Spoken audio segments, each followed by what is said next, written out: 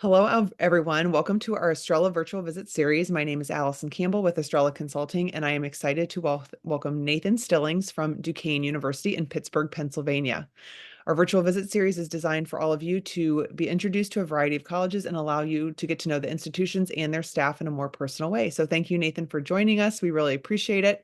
If you don't mind just taking a few minutes to introduce yourself and just tell us how long you've been at Duquesne. Sure. Well, so happy to be here. Definitely a great opportunity to get in front of all of your students. Of course, like you said, my name is Nathan Stillings. I do undergraduate admissions here at Duquesne. I've been here for almost 9 months now, so definitely one of the newer people in my office. Super excited. Just finished my first travel season, so basically my territory, I have the entire state of Ohio with a little central strip of Pennsylvania and a few of the neighboring states as well. But Ohio is my main bulk. So I definitely did. I think I was just doing one of my reports and it said I was traveling 35 days in Ohio. So definitely a lot of traveling. But yeah, and so I am definitely excited to talk more about Duquesne, what we offer, and especially for Ohio students, being, just right over the border, into Pennsylvania. Definitely a lot of great opportunities for sure. Well, we're excited to have you. And we met at the OACAC articulation. So it's the Ohio Counselors kind of consortium. And, we got to know each other on the Kent State tour. But Yeah. I'm from the Youngstown, Ohio area. So kind of in between Cleveland and Pittsburgh and had a lot of friends and family. Actually, my uncle went to Duquesne. He's a big Dukes fan. So I'm pretty familiar with Duquesne, but I'm anxious for everybody else to become more familiar with it as well. So for those people that have never maybe heard of Duquesne or maybe have interest in it, can you just tell us a little bit about your location, your demographic, your enrollment, or any other like distinctive points of pride? Absolutely. Duquesne, we're right in the heart of downtown Pittsburgh. So, literally a block away from where the Penguins hockey team is. Oftentimes, they'll use our garage for any sort of concerts or games or whatnot. So, we're right here. Pittsburgh is very densely populated with several different colleges. So, we're like maybe 5 minutes away from Point Park University, maybe 10 minutes away from Pitt. So, we're all kind of right here. But yeah, we're right in downtown Pittsburgh. For those that are not familiar with Pittsburgh, there's the Three Rivers. We're not quite at the point of where those three rivers meet, but we're just a little bit back, but very walkable city, which is great. So of course, tons of opportunities, hands-on experiences, whatnot. Fortune 500 companies. A lot of people don't even realize with Pittsburgh, companies like Duolingo, Dick's Sporting Good, American Eagle are all headquartered actually in Pittsburgh. So Oh, I tons did of not know great that. opportunities. Yeah, absolutely, tons of great opportunities with that. But yeah, I consider us a medium-sized school because our undergraduate count is a little over 5,000 students, which put us in that tier. But oftentimes Duquesne gets put into the large school category because our total enrollment is around 8,500 total students. But oftentimes the students you're walking around on campus are undergrad because a lot of graduate and doctorate students are online. So Oh, okay, that's great. Yeah, I absolutely. love that 5,000 undergrads. I feel like that's kind of the Goldilocks size, like not too big, Yeah. not too small. Right. And I'm sure as, you get through like your entry level classes, you're going to start finding that it gets a little bit more, the classes will get smaller, get a little bit more intimate, a little bit more like in depth with professors and peer interaction. So I think that's a great size, and that is considered a medium size, but I think that's like definitely on the small end of that medium spectrum. Right, absolutely. Yeah, and we definitely love having those smaller class sizes. So, on average, it's around 28 per class. Of course, lecture halls still might get to 100, whatnot. Way different than like Ohio State or Penn State or Pitt, who have Mhm. like 400, 500 in a lecture hall. But yeah, definitely smaller class sizes. And what's really nice too, I mean, like you said, kind of a Goldilocks vibe. So a lot of city schools, people hear city schools, they think, oh, it's all intertwined in the city. It's very spread out, which is similar to Pitt and Point Park. But for Duquesne, we have our own distinct campus. So for me, I am a rural boy. So of course, when I started at Duquesne, I was like, wow, being in the city, I'm not sure. But I fell in love with our campus the moment I stepped foot on here because, I mean, you're walking around and you kind of forget you're even in the city when you're in the center of our Mhm. campus until you kind of come around the corner and you see the Pittsburgh skyline right there. So it's Yeah. all right at our fingertips, but yet a lot of students feel like it's almost like an oasis in the city when they're walking around our campus.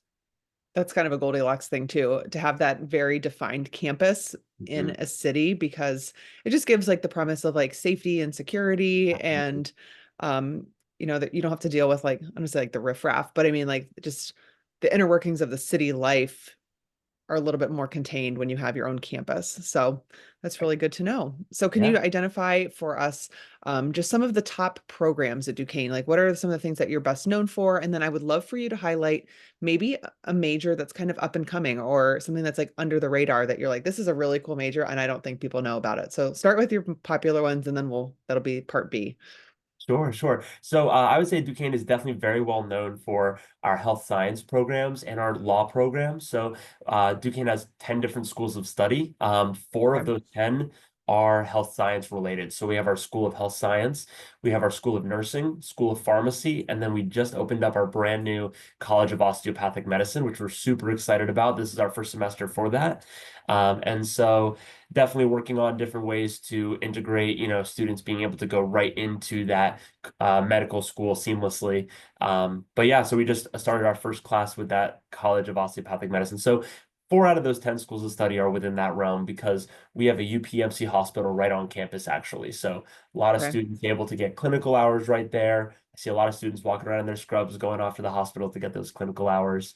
Um, Okay. and then also our law school is nationally ranked. It just had got a complete remodel. One of our alumni just was able to donate a lot of money to completely redo our law school. And yeah, we have a lot of students that will come from across the country to see our law school. So those are kind of our two big programs, I would say. Uh, Okay. but yeah, and then of course, every school has their, programs they're most well known for. But like you said, there's always those programs that are still really good, but maybe not those two areas. Yeah. And so I would say for that, I mean, of course, every school has some sort of business school, but I would say our business program is very well done. Of course, by being right in the heart of the city, all of those Yeah. companies I mentioned before we're partnered with. And another thing too is our School of Business is accredited through the Association to Advance Collegiate Schools of Business, which is actually only 6% of the world's business schools are able to be accredited by them. So it's a rigorous Okay. process. So of course, only 6%. So that's definitely, like I said, everyone, oftentimes when we're on campus visits with students, you hear a lot of the nursing and the pharmacy and the health science or law. But Hmm. definitely for whenever I'm talking to business students, I'm like, it's honestly equally as good of a program for sure. Um, Yeah.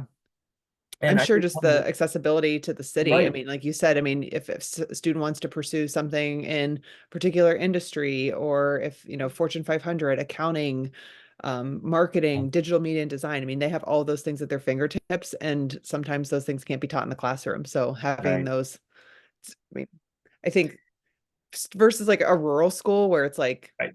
there's definitely like value in a rural school, but the urban schools like you can do everything right then and there. You're not traveling, you don't have to wait till you go home for a summer. Like you can just get your hands dirty right away.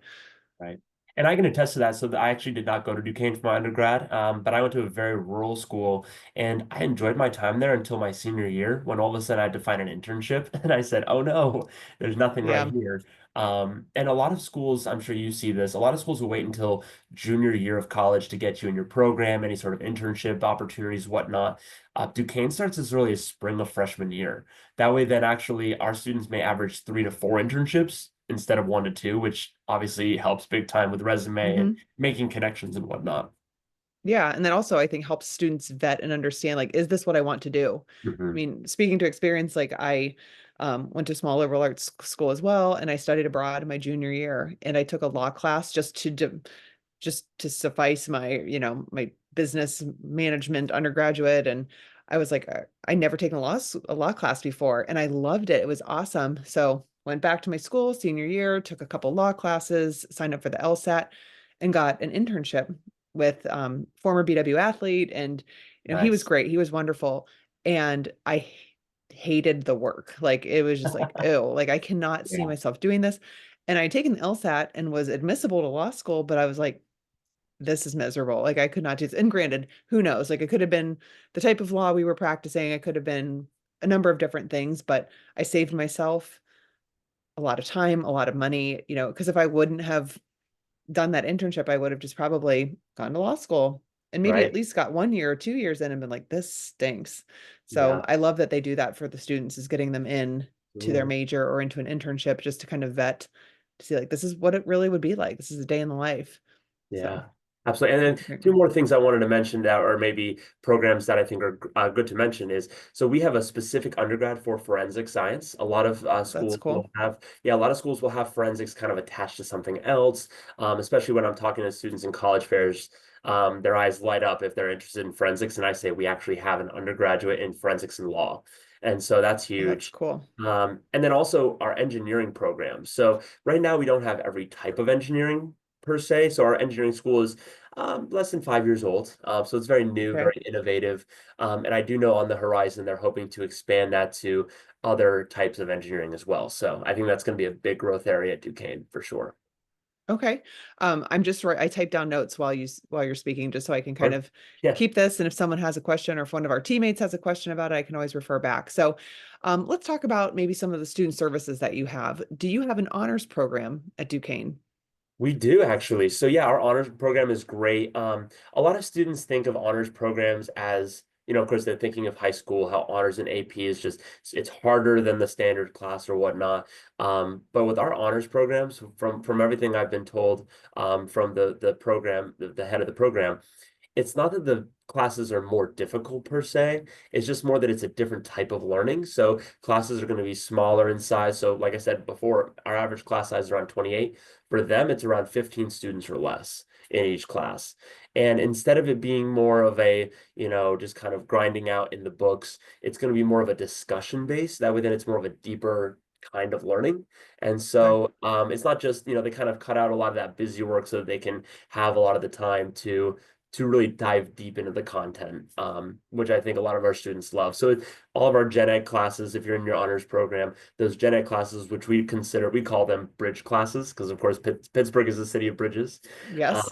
so those bridge classes you can take in an honors form. So with the honors program, if when you send in your application, if the student meets our criteria of GPA and test scores if they submit them, then we can automatically accept them into the honors program. Okay. Or if, let's say, they're test optional, or if they don't quite meet that standard, we can invite them to apply. And then, of course, if it's below that criteria, significantly, we just say do not recommend. They can still apply to it. It's just that Okay. they don't have those standards that we can just accept them right into that. Okay. And are there any types of perks as far as maybe specific housing or preferential priority scheduling? That's what I'm looking for. Or any like financial implication, like maybe you can receive a stipend or you get an additional scholarship. Is there any additional perks for honors? Sure. So there is a specific housing building. It's called Assumption Hall. So that would be just for the honor students. And then beyond that, I mean, I know they get discounts for all the Pittsburgh museums, which is pretty nice. And then I'm pretty sure they do get priority, for registering for their classes as Registration. well. Yep. Yep. Okay. That's good to know. So also maybe on the opposite end of the spectrum, if we have a student that maybe has some sort of, learning disability or specific needing specific accommodations, like how do you deal with that? Do you have any type of like defined program, or would you just kind of like route them towards disability services? Yeah, so of course our Office of Disability Services is a great resource. I think people hear disability and they kind of get scared, but I mean, of course, they have great resources for anybody ranging from ADHD or just, difficulties. I mean, of course, with any sort of dyslexia or whatnot. But they have a wide range of different sources that they have, even beyond just your stereotypical maybe disability. But then also we have something called the Spiriton program. So, Okay. one thing about Duquesne is we are a Catholic school. We are founded by the Spiritans, which is the Spiritans are all about community and service, and especially serving the community with underprivileged demographics. And so Okay. the Spiritan program is so let's say the students that maybe are a little below the GPA threshold that we look for, Okay. we can accept them into the Spiritan program just to make sure that they are ready for the transition to college. So they would have to take some classes during the summer, and it's pretty much the first Okay. full academic year. They will be partnered with a mentor, taking a couple of, it's not necessarily extra classes per se, but the whole point is by taking a couple of summer classes, they can have a little bit of a lesser workload during the semester. And then, of course, the mentor will check in as well. But there's also during the summer a couple of classes like, how to study well, whatnot, like Hmm. things that maybe to the students that are maybe don't have any sort of disability or what are academically, a little bit higher standard, they may not need that class, but we want Hmm. to have that class for those students just to make sure that they have the transition fine into college that need it. So for the Spirited program, this is interesting. Is this something that you as a reader would recommend to someone? So if you have an applicant and they seem pretty strong, but you're like, okay, they're a little bit low on some of the like benchmarks that we need, but I think they'd be a really good fit at Duquesne. Maybe they are someone who has, personally reached out to you. You've met them at a college fair, they visited campus, they love it there, like this is their home. Do you, as the admissions counselor, say, I think you'd be a good applicant for the Spiriton program, or is it something that someone would say like, hey, I think I really need this and they can apply to be a part of that? So like, how does that work? Both of those options can happen. So, Okay. if it's a student, let's say if we're looking strictly at, let's say, GPA or grades, and if they are below that, like I said, that threshold that we're looking for, we may accept them with the idea that they are accepted into the Spiriton program. They would not be Like able a to. conditional admit type of deal. Yeah, so they would have to go through that Spiriton summer program in order to then matriculate into being a student at Duquesne. But Okay. I've had some students, a great example I can think of was this past spring, there was a student who GPA wise, grade wise, was stellar, very good student. But he and his mom came in, and they were local. He and his mom came in to our office and were telling me about how they are worried about the transition because whether it be, it was some sort of learning disability that he had.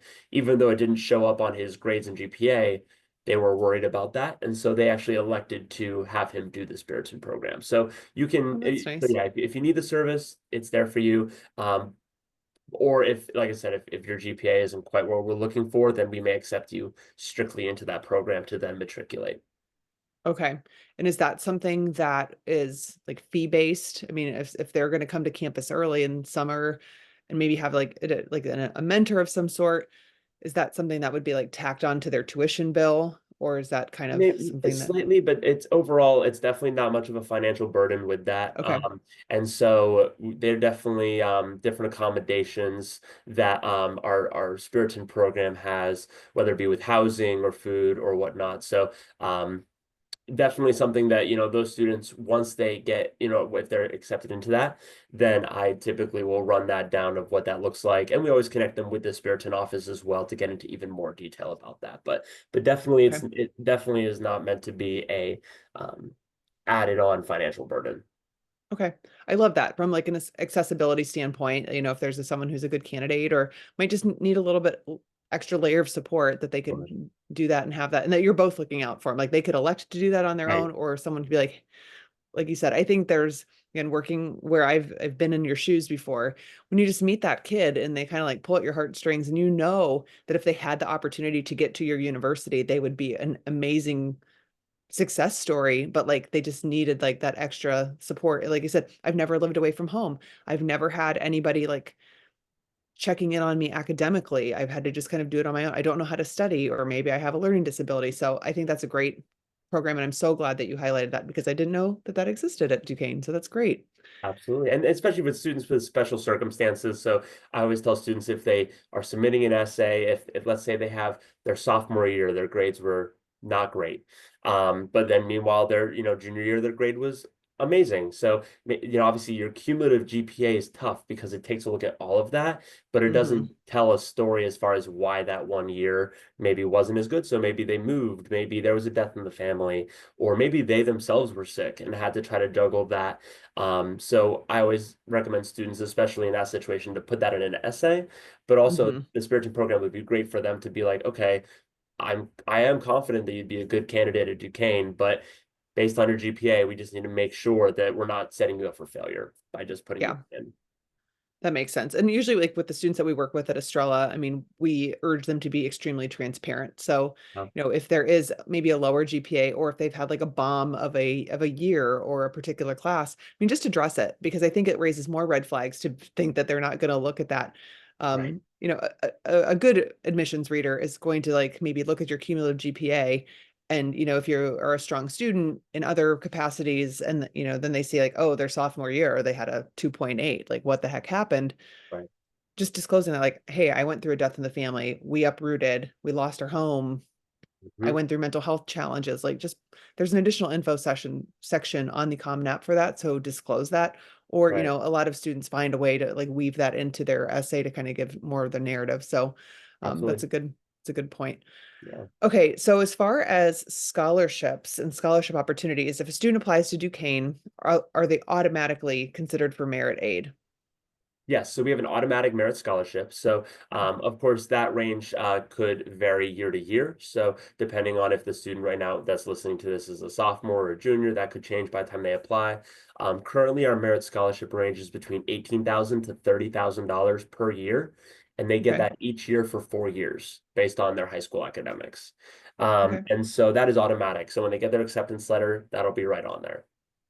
All right, great. And are there any other, we call them hidden scholarships? So, Sure. like a presidential award that someone could, basically, the hidden scholarships are something that would require an extra application. So, maybe they're program specific. Maybe it's like a full ride scholarship for 5 students that we give, something for, I mean, you can't really say that with the SCOTUS ruling, but like, there used to be ones for like underrepresented students or, Mhm. diversity initiatives or maybe like students within like Pittsburgh City schools. Do you have anything like that?